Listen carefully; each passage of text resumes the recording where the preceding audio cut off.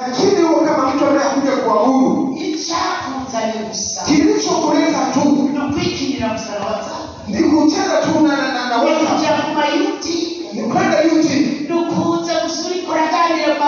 Ni kuja tunaongea kwenye message. Ulinde mguu wako. Umuingiapo nyumbani. Hapa ni patakatifu.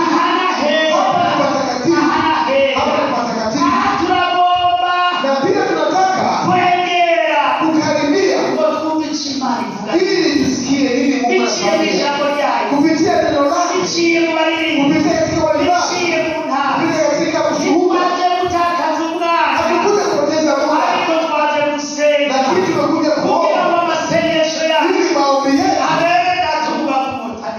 iwe ni dhabihu takatifu.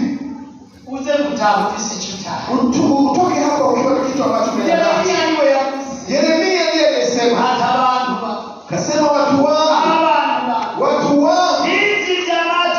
wameziba masikio yao.